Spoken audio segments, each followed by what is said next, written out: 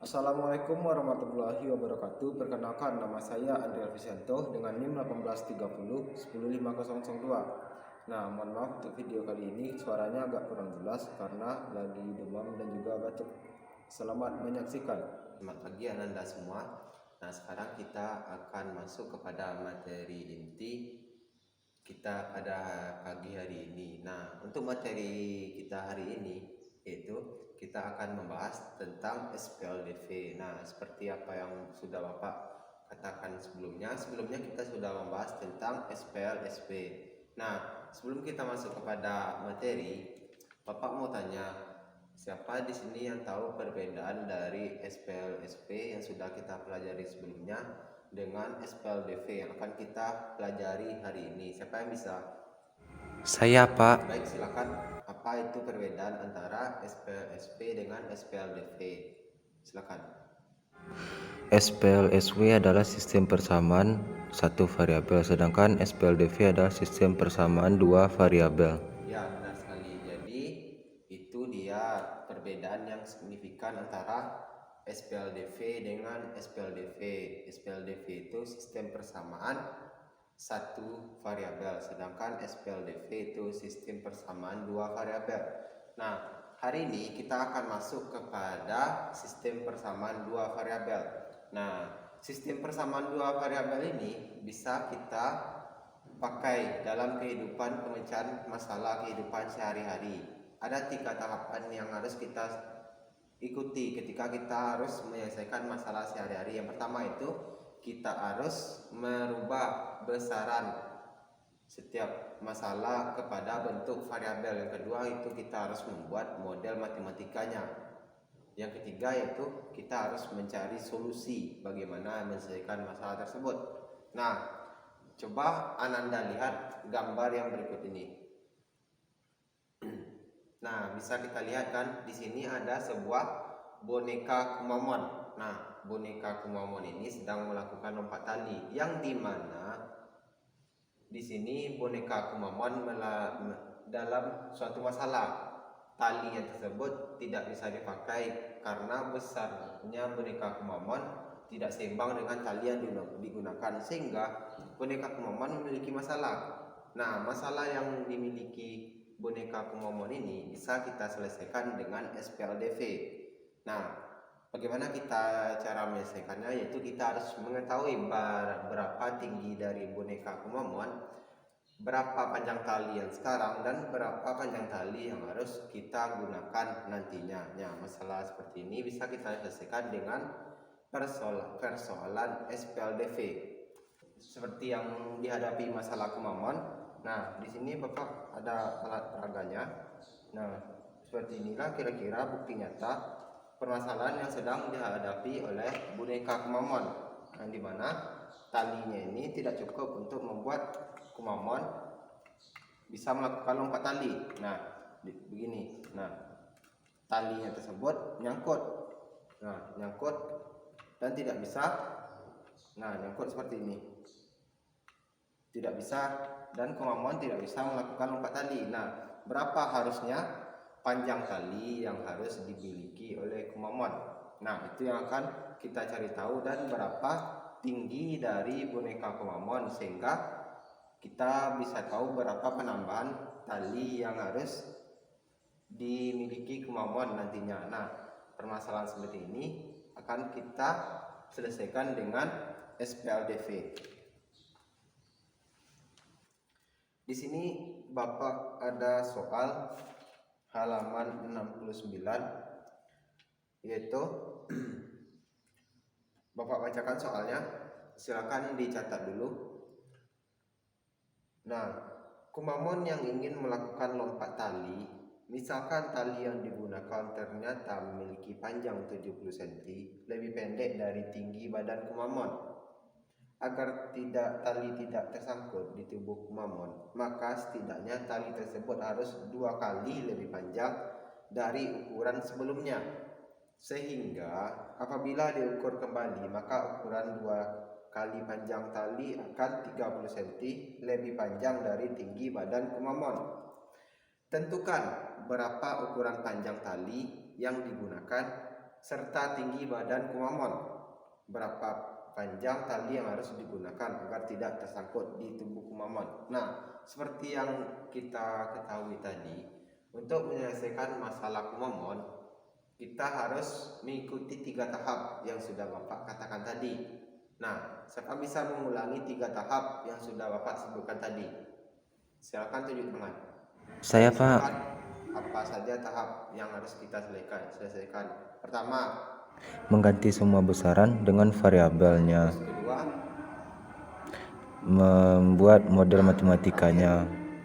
Mencari solusi untuk menyelesaikannya, Pak. pertama itu kita harus mengganti besaran masalah itu kepada bentuk variabel. Yang kedua yaitu kita harus membuat model matematika dari sebuah permasalahan tersebut. Yang ketiga itu kita harus mencari solusinya. Nah, di sini masalah yang dihadapi Kumamon itu pertanyaannya, tentukan berapa ukuran panjang tali yang digunakan serta tinggi badan Kumamon. Jadi kita harus mencari berapa ukuran panjang dulu. Kita ubah dulu masalah yang kita hadapi ke matematika, ke model, kita berikan variabelnya dulu. Nah, di sini kita misalkan panjang tali 70 cm lebih pendek dari tinggi Kumamon. Jadi kita dapat di sini X sama dengan Y kurang 70, atau bisa juga min X, atau bisa juga min X tambah Y sama dengan 70. Nah, itu persamaan dan bentuk model matematika yang pertama yang harus kita buat. Nah, kita harus membuat model matematika satu lagi, yaitu di sini di soalnya, di sini kita bisa kita buat 2 kali panjang tali 30 cm lebih panjang dari tinggi Kumamon. Nah, berarti 2 kali, berarti di sini dapat 2x sama dengan 30y. Nah, atau bisa kita sederhanakan, kita buat lebih mudahnya itu 2x kurang y sama dengan 30. Nah, di sini kita sudah memiliki 2 persamaan. Nah, dengan persamaan tersebut, ini persamaan pertama, ini persamaan kedua. Nah, dengan persamaan tersebut kita sudah bisa untuk mencari solusi bagaimana untuk menyelesaikan masalah Kumamon tersebut. Nah, di sini kita bisa memakai metode eliminasi. Di sini masalah SPLDV ini ada beberapa metode yang bisa kita gunakan. Nah, di sini pertama kita bisa memakai metode eliminasi. Mungkin kita hapus dulu ini supaya lebih memudahkan. Nah, ini persamaan yang kita dapatkan dari masalah Kumamon tadi. Nah, sekarang kita coba menggunakan metode eliminasi. Langkah kita menggunakan metode eliminasi ini adalah yang pertama kita samakan koefisien terlebih dahulu, lalu nanti kita tambahkan. Nah, berhubung sekarang ini koefisiennya sudah sama, nah jadi kita bisa langsung menyelesaikannya. Jadi didapat di sini min X tambah Y sama dengan 70. 2X kurang Y sama dengan 30. Kita tambahkan. Nah, di sini koefisiennya sudah sama kan? Nah, jadi ini habis 70 tambah 30 100 min X ditambah 2X kita dapat X. Nah, jadi sama dengan kita dapatkan variabel X itu bernilai 100. Nah, sekarang kita akan mencari variabel dari Y. Bagaimana caranya? Seperti yang tadi, kita samakan koefisiennya, yaitu min X tambah Y sama dengan 70. 2X kurang Y sama dengan 30. Nah, kita samakan variabelnya. Karena kita akan mencari nilai dari Y, berarti X harus kita samakan. berarti yang di atas kita kali 2, yang bawah kita kali 1. Nah, di sini berarti ini min 2x tambah 2y sama dengan 140. Ini kita salin saja, 2x kurang y sama dengan 30. Nah, sudah sama kan? Sekarang kita jumlahkan. Tambah. Ini habis 2y ditambah negatif y, berarti ini y sama dengan 140 ditambah 30, 170. Nah, kita dapatkan di sini bahwa variabel x itu bernilai 100, sedangkan variabel y itu bernilai 170. Nah, selanjutnya, selain kita menggunakan metode dari eliminasi, kita juga bisa menggunakan metode substitusi. Nah, bagaimana pula metode substitusi tersebut? Nah, mari kita lihat. Apakah ini sudah dicatat? Nah, silakan dicatat ini terlebih dahulu. Selanjutnya kita masuk kepada metode substitusi. Apakah hasilnya akan sama nanti atau tidak? Silakan dicatat terlebih dahulu. Nah, baiklah, kita masuk kepada metode selanjutnya ya. Nah, kita hapus ini dulu. Nah, selanjutnya kita masuk kepada metode substitusi. Bagaimana pula metode substitusi ini? Nah, pertama itu kita cari persamaannya dulu. Ini sama dengan berapa persamaan yang kita dapat. Nah, kita pindahkan. Nah, ini bisa kita dapat y sama dengan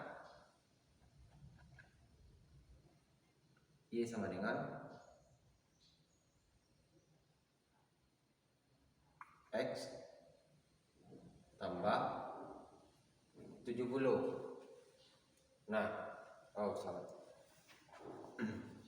Inilah yang bagusnya. Nah, y sama dengan 70 ditambah x. Nah, untuk menyelesaikan masalah melalui substitusi, kita harus mendapatkan satu persamaan terlebih dahulu. Lalu, ketika kita sudah mendapatkan satu persamaan, kita lanjut kepada persamaan kedua. Kita tulis 2x kurang y sama dengan 30. Nah, kita ganti angkanya, karena sini kan kita dapatkan kalau y sama dengan 70 ditambah x. Nah, kita bikin di sini. Kita ganti 2x kurang dalam kurung y-nya kita bikin yang ini 70 ditambah x sama dengan 30. Nah, selanjutnya kita selesaikan. Itu 2x dikurang 70 dikurang x sama dengan 30. Nah, di sini ada 2x, di sini ada 1x. Jadi x kurang 70 sama dengan 30. Kita selesaikan x sama dengan 100. Nah, sekarang kita dapatkan x itu bernilai 100. Nah, tadi kan di metode eliminasi kita juga mendapatkan x itu 100. Berarti maupun kita menggunakan metode eliminasi maupun kita menggunakan metode substitusi, itu hasilnya tetap sama. Nah, sekarang kita cari nilai y. Ketika kita sudah mendapatkan x itu 100, nah kita cari nilai y. Nah, kita boleh memakai persamaan yang pertama, boleh memakai persamaan yang kedua, atau lebih bagusnya kita memakai persamaan kedua saja. Nah, ini aja kita langsung y sama dengan 70 tambah x. Nah, karena x sudah kita dapatkan, kita bikin aja x sama dengan 70 tambah 100. Y sama dengan 170. Nah, sama kan seperti hasil dari eliminasi tadi. Nah, coba jadi dari dua buah cara penyelesaian tadi, yang mana kira-kira dari Ananda yang lebih mudah. Nah, mana yang lebih mudah, silakan itu yang dipakai. Yang penting hasilnya itu tetap sama. Lalu untuk selanjutnya itu ada satu metode yang bisa menggunakan metode gabungan. Nah, namanya itu metode gabungan. Bagaimana pula metode gabungan ini? Apakah metode gabungan ini sama hasilnya dengan metode eliminasi dan juga substitusi? Nah, untuk mengetahui lebih lanjut, mari kita lihat. Silakan dicatat ini terlebih dahulu. Kalau ada pertanyaan silakan ditanya. Nanti kalau ragu sebelum Bapak lanjut kepada metode gabungan. Apa? Pak, Yang mana yang kurang paham? hasil sebelum di bawah, Pak. Ya ini. Iya, Pak. Oh ini. Yang ini datangnya dari ini. Nah ini kan ada min X. Ini ada positif 2X. Nah kita jumlahkan ini. Nah positif 2X ditambah min X. Nah otomatis itu kita dapat positif 1X. Nah untuk angka 1 itu tidak perlu kita tulis. Nah mungkin ini sudah kita pelajari dulu di materi-materi sebelumnya. Paham kan? Paham, Pak. Silakan dilanjutkan catatnya.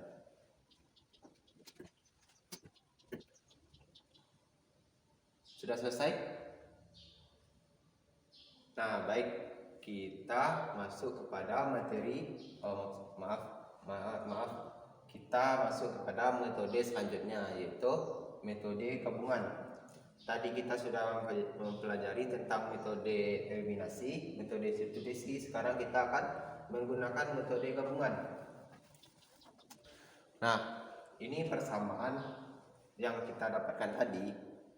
Bagaimana cara menggunakan metode gabungan ini? Sebenarnya metode gabungan ini simpel.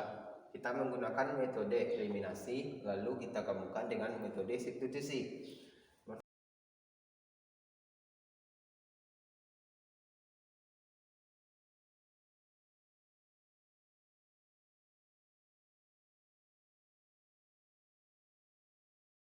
Ini yang dinamakan metode gabungan. Yang pertama kita menggunakan metode eliminasi, yang kedua kita menggunakan metode substitusi. Nah, ayo kita lihat soal tadi.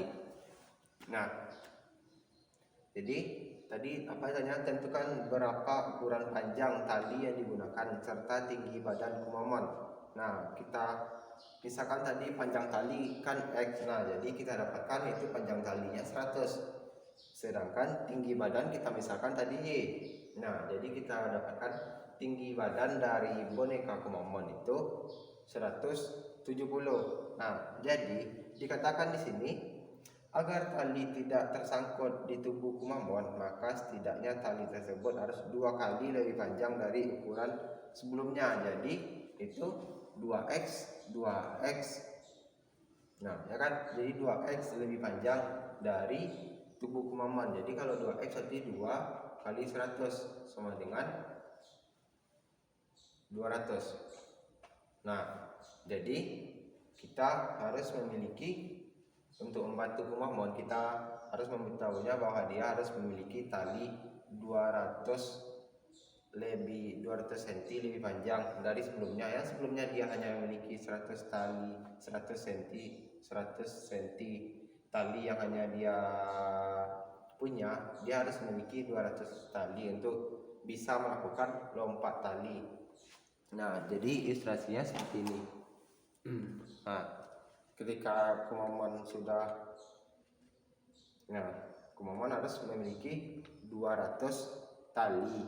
Nah, supaya dia bisa melakukan lompat tali seperti lancar. Nah, seperti itu.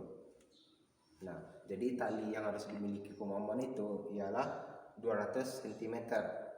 Nah, sedangkan tinggi dari kumamon itu 170 cm. Nah, begitulah cara menyelesaikan permasalahan sehari-hari. Contoh tadi kita menghadapi masalah yang ada dihadapi boneka kumamon.